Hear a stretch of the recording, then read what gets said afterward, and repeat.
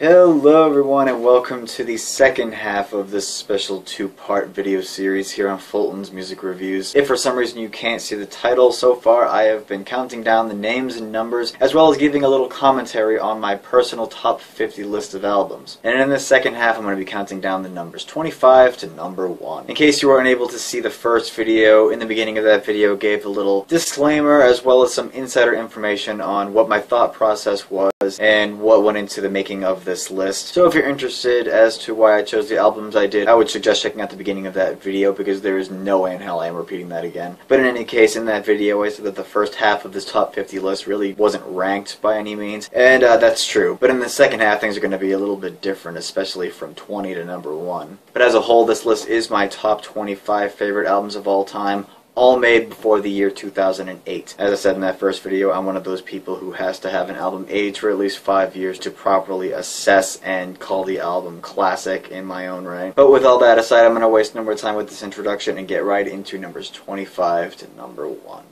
And to kick off the list at number 25 is going to be the self-titled debut album from the band Boston. Now, does this have anything to do with the fact that this is an album that is one of the best-selling debut albums from a band that formed not too far away from where I live? No. Does it have anything to do with the late Brad Delp's infectious, pitch-perfect vocals? A little bit. Does it have anything to do with the dueling guitars of Tom Schultz and Barry Goudreau?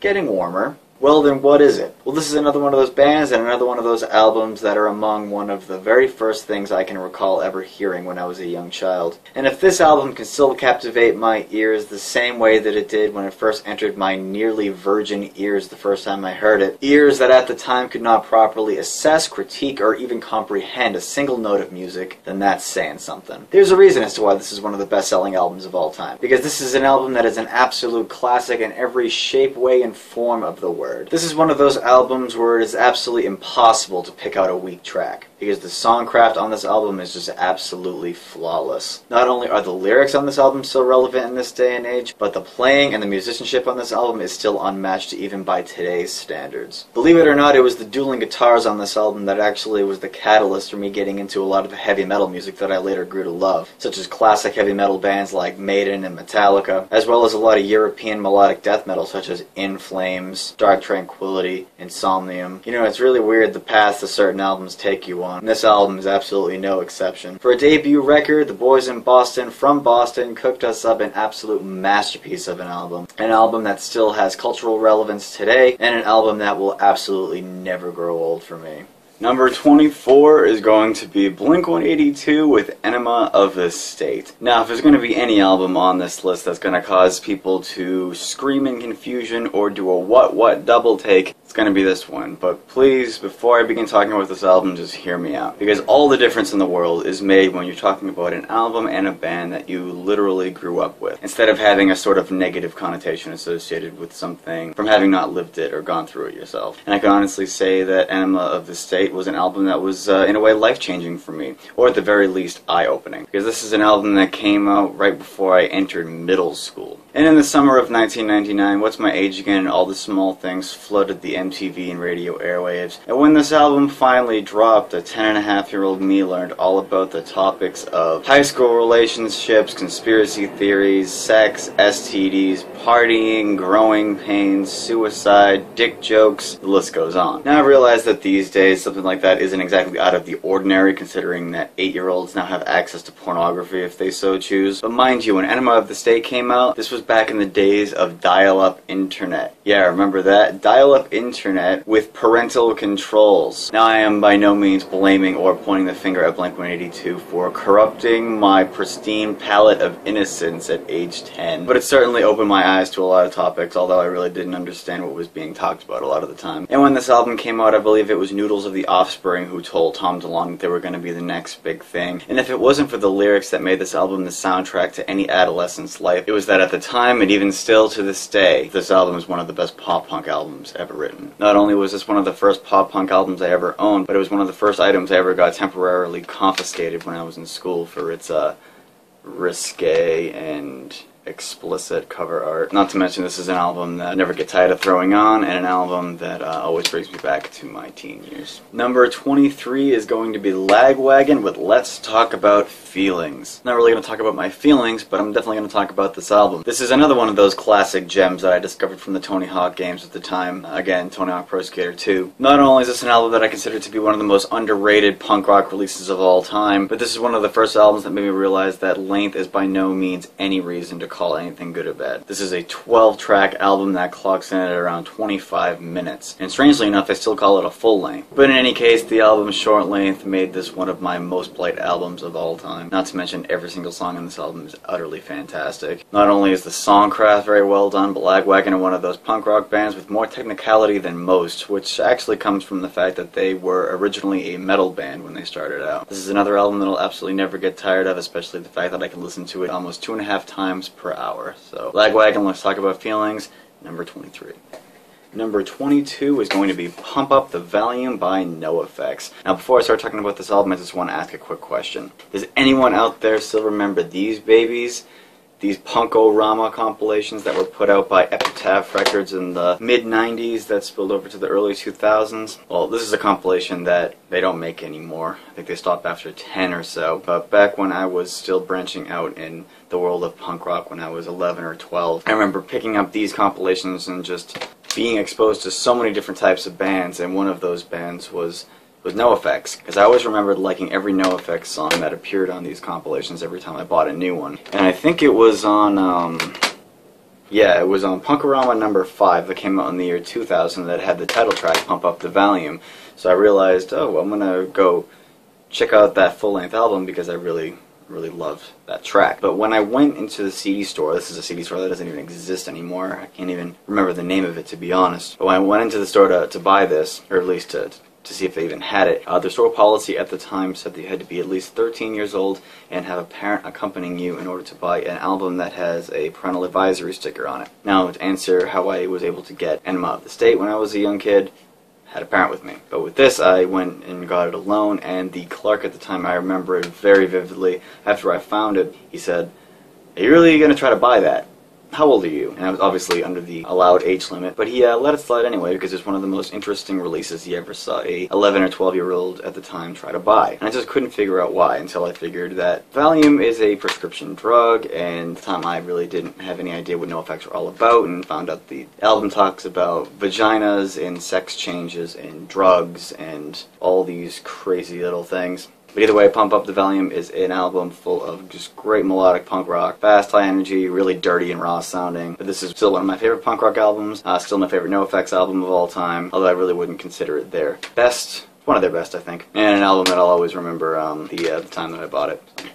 Number 21 is going to be Half Hour of Power by Sum 41. Now this is another album that has a pretty cool story associated with it. Not to mention another one of those albums that is very short in length, but nothing short of kick-ass. And the name of the album itself even says that. But it was April 2001 when their hit single Fat Lip was first starting to be debuted on all of the music TV stations at the time. And I remember immediately being blown away by this band and thinking that they were one of the coolest bands to come around. And I remember coming back from school that day and really wanting to hear that song again. So I tuned into MTV or whatever, and it just wouldn't come on again. So I figured I'd just ask my mom for a ride to the CD store so I could just pick it up and listen to it as many times as I'd want. But when I got to the store and I found the Sum 41 section, they only had one album there, and it was this one. And that was back when I realized that music videos are put out a month or so before an album actually drops. So I decided to pick this up anyway, regardless of the song not being on it. I remember getting a kick out of the album cover parroting Megadeth's So Far So Good So What. So I'm like, okay, these guys are definitely big on the metal joke, so I'll check this album out anyway. Pop this into my Sony Discman at the time, and I get the ride of my life that I was never expecting. Because when this album first came on, I thought I was listening to an Iron Maiden record, and I was in love with the record as soon as it started. Because I never heard of a pop-punk band that actually tried to infuse metal in their sound, and this is, again, before the rise of shit pop-punk, shit metalcore, all of that stuff. So this is one of the first ones done right. But just everything about this album is just so sick, so high energy. I will always consider this to be my favorite Sum 41 album, and to me will always remain to be the best in their entire catalog, even to this day. Alright, so we've finally made it to the top 20. This is where the fun starts. Not to say that it hasn't been fun already, but this is when shit's gonna get real. This is an album that many of you may have heard me talk about before, for this is one of the 5 albums that I talked about in my video on albums that I consider to be perfect 10s, AFI's Sing the Sorrow. As I said in that video, it is truly remarkable that a hardcore punk band could go to write and release an album of that magnitude. When this album was released in 2003, it was one of the darkest albums I had ever heard, but this is truly a breathtaking album from start to finish, and an album that is hauntingly beautiful. From a band who unfortunately could not keep up with the momentum that they had when writing this album, for the simple fact that the 2 albums that followed Sing the Sorrow fell devastatingly short in comparison. But despite this turn of events, this is an album that should still be marveled at by AFI fans and music fans alike, and an album that should continue to be praised for many more years to come. But this is an album that will always remain in my top favorite albums of all time, and will always remain to be one of the best albums I've ever heard. AFI's Sing the Sorrow, number 20. Which brings us to number 19. It gets us talking about yet another hauntingly beautiful album, this one by the band... Well, that's funny. That just slipped my mind, and I can't seem to find my clipboard anywhere. It's right on the tip of my tongue. It's like right in the back of my head. I just can't seem to... Alright. I remember now. Number 19, Ghost Reveries by Opeth. Between the years of 2001 and 2003, Steven Wilson of Porcupine Tree helped produce 3 Opeth records. 2 did very well, 1 had very mixed reviews. But it wasn't until 2005 where Michael and the rest of the band, along with producer Jens Bogren, took matters into their own hands and produced an album that completely blew all of the doors that they had set before them. On Ghost Reveries, the heaviness of Opeth is even heavier. The mellow, more clean moments of Opeth are more beautiful. The production is even bigger. Even Steven Wilson himself said that they outproduced him on this record. Now, I know a lot of fans might ask me, well, why not Watershed, or hell, why not Blackwater Park? Well, to be honest, I just think that the songs on this album are better. Songwriting definitely seems more solid. The playing on this album is absolutely stellar by every member of the band. To me, it has one of the best flowing track listings of any Opeth album. And strangely enough, it's the slight commercial appeal that all of these songs had. I feel that vocally, this is Michael's best performance, especially in the song Hours of Wealth. Those clean vocals just send a chill up my spine every single time I hear them. Not to mention the harsh vocals in something like Bang of the Hounds or Goes to Perdition. Jesus Christ. It is just an absolutely stellar and perfect album from start to finish. An album that I will always consider to be the best out of Opeth's discography, one of my favorite death metal albums of all time, as well as one of my top favorite albums of all time.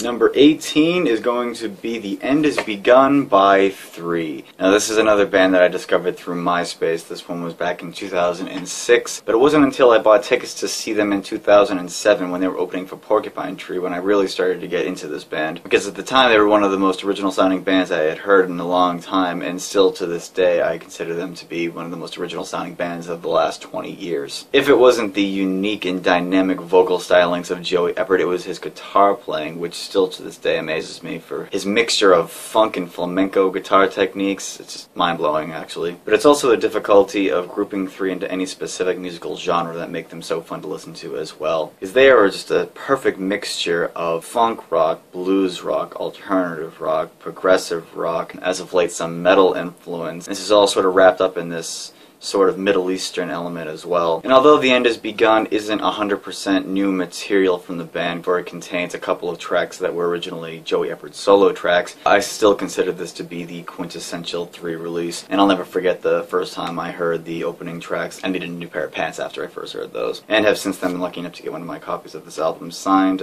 during one of the times I have been able to meet with this band, seeing them live. But if you are new to 3 and you're looking to check any album out by them, The End Has Begun is the quintessential 3 experience in my book. Number 17, The Smiths with Louder Than Bombs. Yeah, I know, way to just throw a Britpop album on this list, but you know what, I've been a fan of The Smiths for years, and I have always considered Louder Than Bombs to be the ultimate Smiths release. Now, this one might cause a little bit of controversy considering that it is not necessarily considered to be a studio album, for it is a compilation of A as well as B-sides to singles that were only available in the UK, and many, if not all of these tracks, were unknown to people here in the States until the release of this compilation. Now, although in terms of its overall track listing, it's nearly double the length of any Smiths studio release, but even on an individual track-by-track basis, I consider the majority of this material to be some of the strongest material material that the Smiths have ever recorded, which to me shows the entire spectrum of musical colors that the Smiths were able to share with the world. This is a band that I've always said died way too soon, but fortunately enough their legacy is still able to continue due to compilations like this.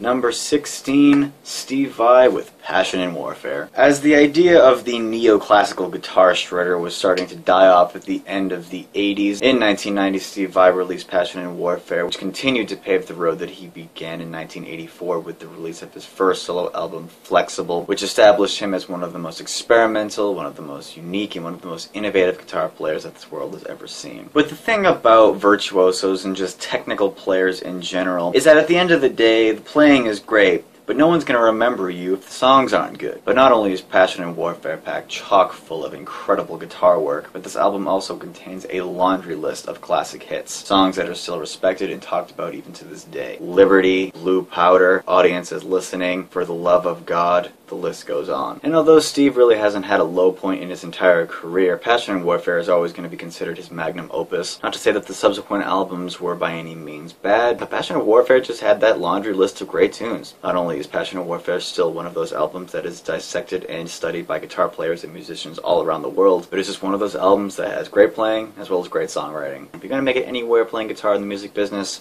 take some notes from Steve. Number 15, Iron Maiden with Number of the Beast. As big of a fan I am of this band and as many albums as they have, it might be a little bit confusing as to why I would choose this one out of all of them. Well, at the end of the day, it just comes down to the fact that this is the album that has all the hits. All the songs in this album are among some of my top favorite Iron Maiden songs, and among some of the first Iron Maiden songs I ever heard when I was first getting into them, mainly because they were the hits. And no, I'm not here saying that just because something is a hit automatically makes it better. In fact, I wouldn't even call this Iron Maiden's best album, even though it's my favorite album by them. If someone asked me Iron Maiden's best, I would probably have to say it's a tie between Power Slave and Seventh Son of a Seventh Son. But to me, just like a lot of other people who actually lived through it when this album first came out, this is an album that is the most nostalgic and the most classic out of their entire catalog. Number 14, we have another classic metal album, this one by Metallica, first band to be on here twice, this time with Master of Puppets. And if there's going to be a metal album on this list that deserves absolutely no introduction, it's going to be this one. I mean, honestly, what more praise can I give this album that hasn't already been said over the last 3 decades? But to me, honestly, I guess it's just the classic songs, fantastic playing. And not only was this album one of the heaviest records to come out at the time, but also in terms of its lyrical content. Not to mention Cliff Burton. I mean, is there really anything more to say? I don't think so. So I'm just going to leave it at that.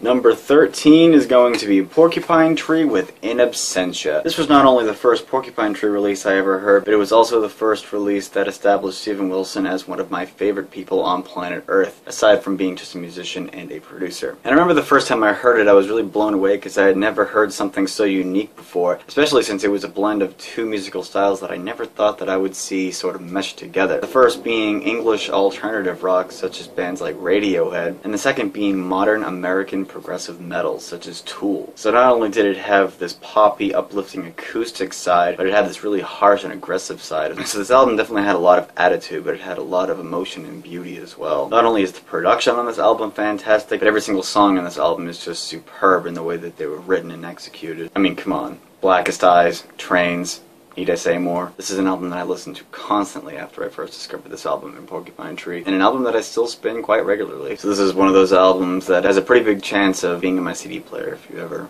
randomly check. Number 12 is going to be Yes with Close to the Edge. Classic progressive rock album. I mean, this is like textbook classic for progressive rock. Nearly 40 minutes of music, 3 tracks, all epics, all great songs, great musicianship, great melodies. Each track is actually quite diverse on its own. So epic, so memorable. You know, there's a reason as to why this album is such a staple of progressive rock. Not only is this one of the best progressive rock albums ever made, but it's one of the most perfect progressive rock albums ever made. I mean, there's really not much you can fault this album for. And it's so hard to believe that this album was made back in 1972. I mean, even listening to it now, it's just clear that this is one of those albums that was truly ahead of its time. And this album is 3 tracks long. It happens to be 3 of my all-time favorite Yes songs. So this is absolutely my all-time favorite Yes album and one of my favorite albums of all time. Number 11, almost at the top 10, we have Jethro Tull with Thick as a Brick. Now you want to talk about another classic progressive rock album, or should I say song rather. You know, I think part of what makes this album, song, whatever you want to call it so interesting is the basis for it even existing in the first place. You know, this was another progressive rock album that came out in 1972, but the whole idea for it didn't come to Ian Anderson until after the success of 1971's Aqualung, where people were considering them a progressive rock band, even though they were pretty much just a blues rock band with a flute player. And they considered Aqualung a concept album, and Ian Anderson just laughed at all the press and all the reactions that he got for that, because it really wasn't a concept album, Aqualung I mean. So he decided to make one big 40-minute song split up into two sides of an LP, and intended to create something that was just going to be so over the top in terms of its musical content, its story, concept, all meant to be this sort of big joke, and ironically enough wound up writing one of the best pieces of progressive rock the world has ever seen. If it wasn't the elegant and ridiculous packaging or the fantastic musicianship, it was the kooky lyrics and the melodies that will just never leave your head for the rest of your life after you hear it, honestly. Just the idea of this folk rock band with this blues rock backbone, fusing all of this progressive rock and all these jazz elements, jazz instruments like lutes and saxophones, even including timpani and harpsichord and xylophones. Man, oh man, it's breathtaking back in 1972. I honestly wish I was alive to have heard it for the first time then. It's still groundbreaking even to this day, and a wondrous song and album to listen to.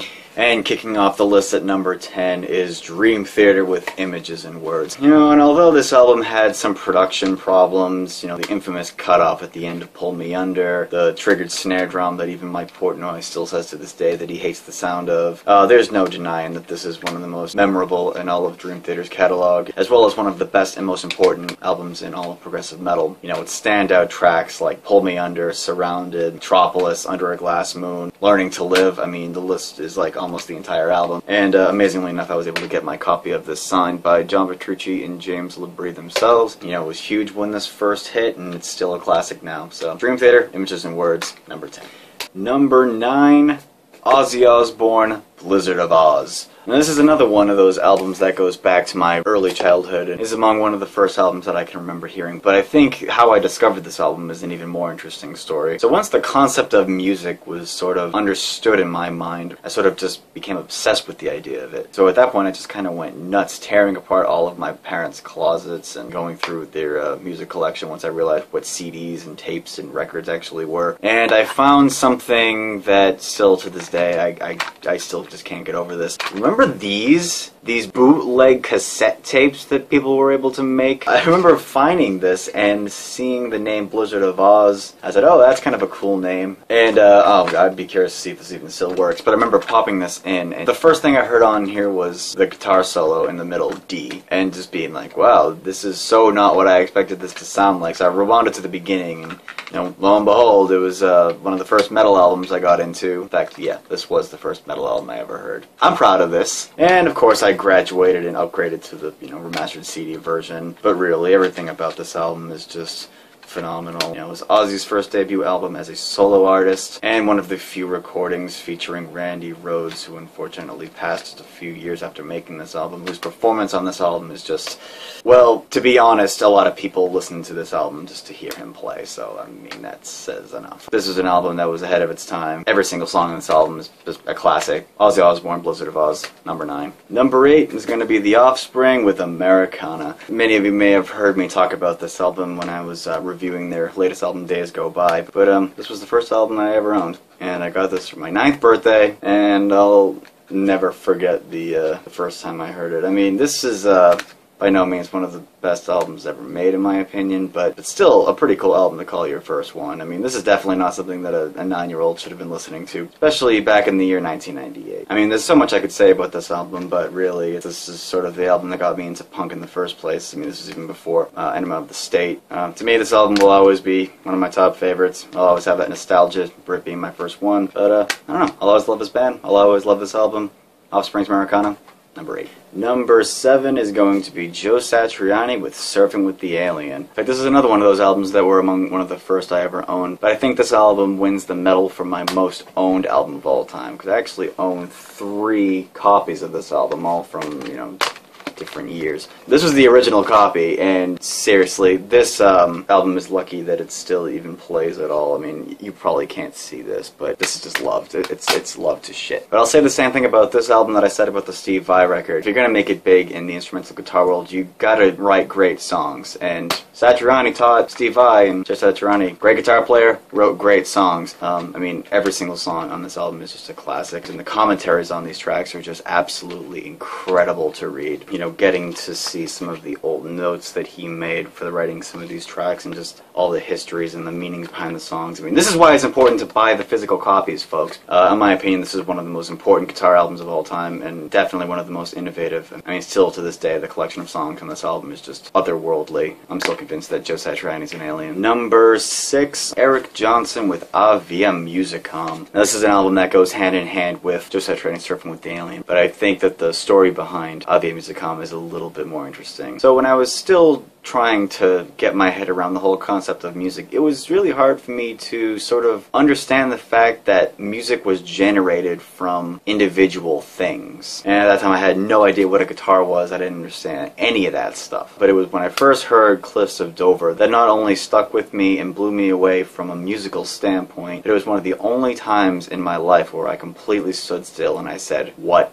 is that?" It was the first time in music that I ever felt the need to question what was making a certain sound. And it was Eric Johnson's guitar tone that spoke more volumes to me than anything that I had ever heard up until that point. And yes, granted, this is something that is not news to anyone. Anyone who knows Eric Johnson knows that he's infamous for being the tone king. But seriously, just put this into perspective. This is something that an 8-year-old heard, stood frozen in his boots, and probably should have been wearing diapers again. But single-handedly, this is the first album that made me discover the guitar and made me want to become a guitar player myself. I know a lot of people aren't too crazy about Eric Johnson's music and writing style. I, for one, personally love it. In fact, Eric Johnson is my all-time favorite musician. And this is another one of those albums that was just absolutely loved to death. I mean, the cover won't even stay on. This CD, I don't even think plays anymore, which is why I had to buy another one, and I actually was able to get this one signed at a show. Unbelievable guy Eric is, and he actually signed my entire catalog of music that I own from him. But this album will always have a very important place in my heart. Eric Johnson's Via Musicom, number 6. Number 5, Devin Townsend with Terria. Now, Terria is an album that I've always considered to be my favorite, and this even goes before the Devin Townsend project, because I was one of the few who discovered Devin Townsend through Steve Vai. But I remember when I was first getting into Devin Townsend's music, I remember just being so blown away by how massive this album is. And Devin Townsend himself said that he's not one for subtlety, but this is one of the first albums that I was introduced to that made me realize the whole concept of the wall of sound. You know, I mean, obviously this is not a new technique, but Devin Townsend took it to a whole new level, because he added in this whole idea of heaviness, which still to this day, Devin Townsend is the master of atmospheric wall of noise. But not only that, the songcraft and the playing on this album is just absolute perfection. This was a very introspective and emotional album for Devin Townsend at the time, and it really shows in his lyrics and his vocal performance. Such a dynamic album, so much energy, just perfection from start to finish. Devin Townsend's Terria, number 5.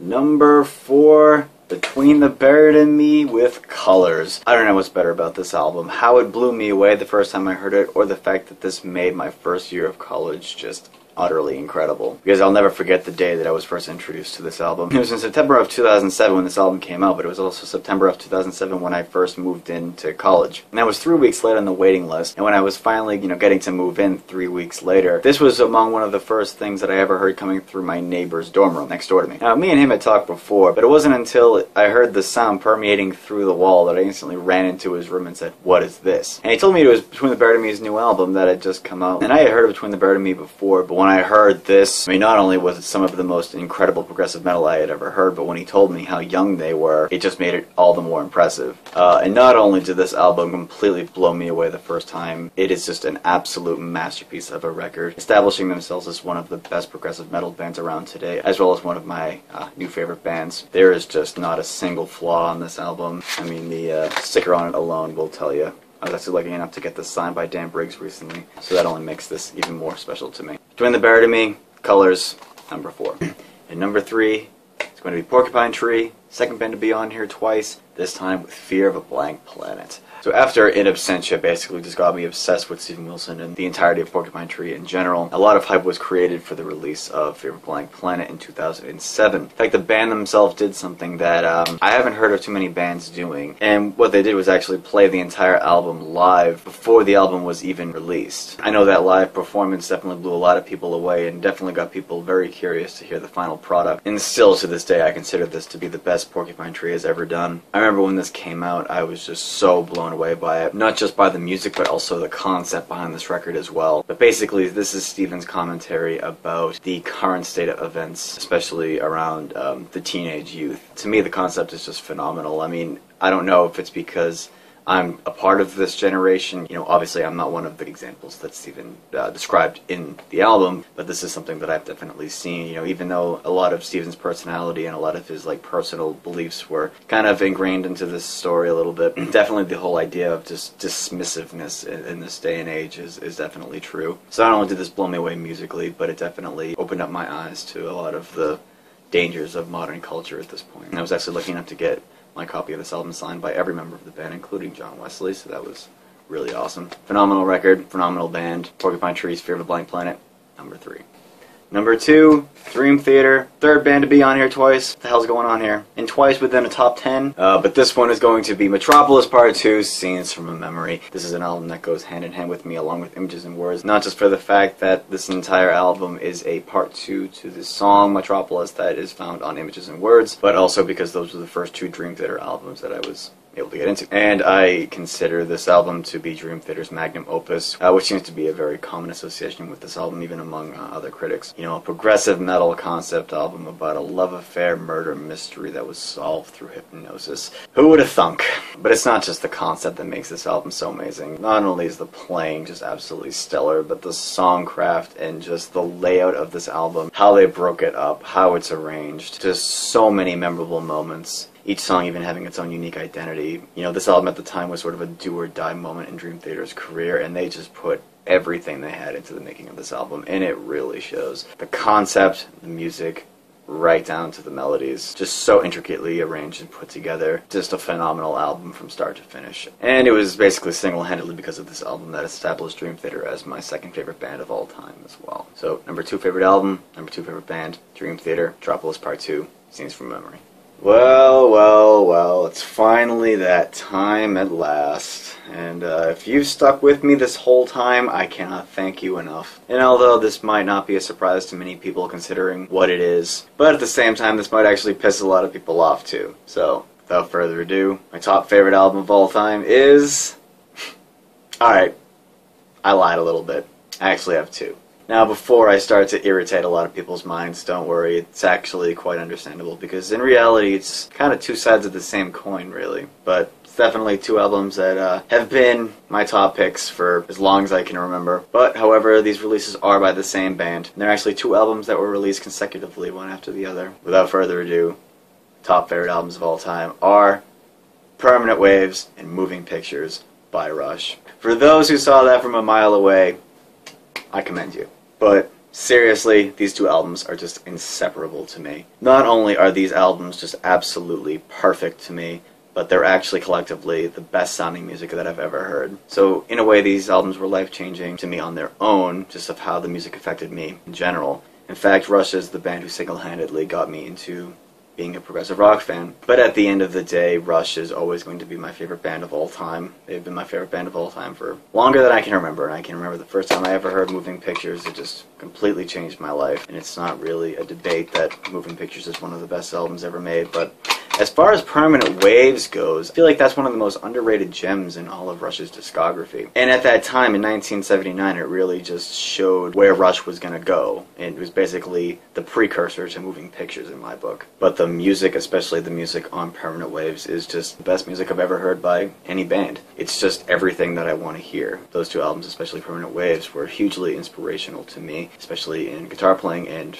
my songwriting. But I will always consider to be that period of 1979, when they were first recording Permanent Waves, up until the release of Moving Pictures in 1981, to be the most magical moment in music. I just will never be able to get over these albums, and these are just albums that I will never grow tired of. And to me, they will never be replaced by anything else. So, Moving Pictures, Permanent Waves, Rush, number 1. There you go. So there you have it. There are my top 50 picks for my favorite albums of all time. I hope you enjoyed this video as much as I enjoyed making it, and thank you so much for taking this journey with me, and I applaud all of you who watched this entire special. So that's going to do it for this special two-part series here on Fulton's Music Reviews, and I will see you next time with another review. Bye-bye.